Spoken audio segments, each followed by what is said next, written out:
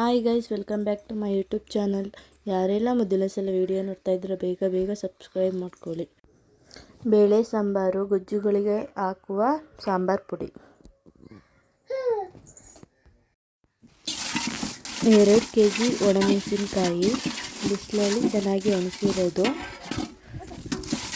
ಲೈಟಾಗಿ ಹುರ್ಕೋಬೇಕು, ತುಂಬ ಹುರ್ಕೊಳ್ಳೋದು ಬೇಕು.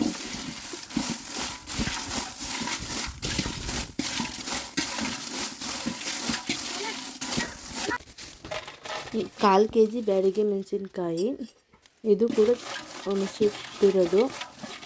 ಇದು ಸ್ವಲ್ಪ ಹುರ್ಕೋಬೇಕು, ಬ್ಯಾಡಿಗೆ ಕಲರ್ಗೋಸ್ಕರ ಹಾಕೋದು.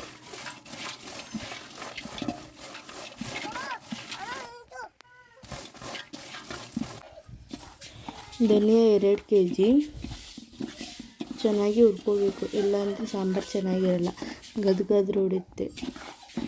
ಧನಿಯಾ ಎಷ್ಟು ಚೆನ್ನಾಗಿ ಹುರ್ಕೋತೀವಿ ಅಷ್ಟು ಚೆನ್ನಾಗಿರುತ್ತೆ ಸಾಂಬಾರು.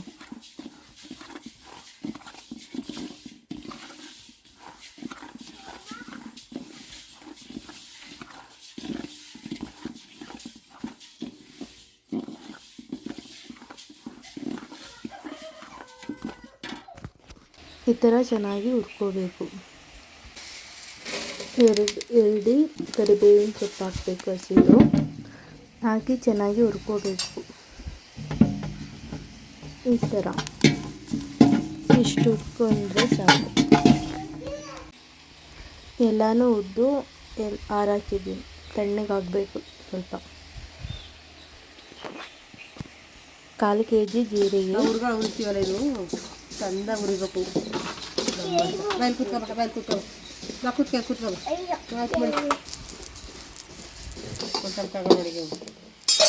ಇಷ್ಟು ಹುರ್ಕೊಂಡ್ರೆ ಸಾಕು.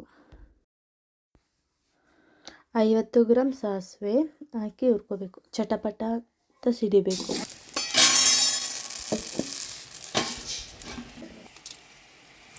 50 ಗ್ರಾಮ್ ಮೆಂತೆ,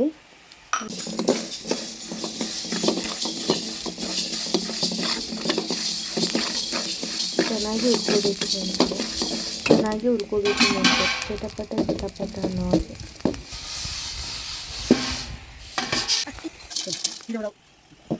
30 ಗ್ರಾಮ್ ಮೆಣಸು ಚೆನ್ನಾಗಿ ಹುರ್ಕೋಬೇಕು.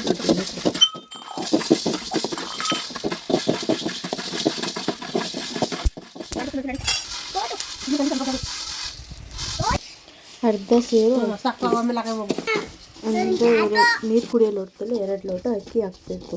ಹಾಕಿ ಚೆನ್ನಾಗಿ ಹುರ್ಕೋಬೇಕು, ಕೆಂಪು ಹುರಿಬೇಕು.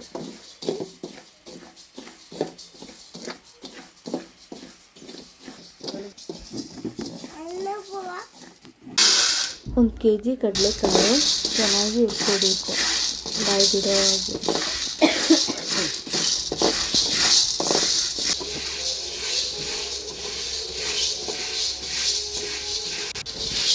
ಒಂದು ಪಾವು ಅರಿಶಿನ ದಪ್ಪಕ್ಕೆ ಕುಟ್ಟು ಹಾಕ್ತಾಯಿದ್ದೀನಿ.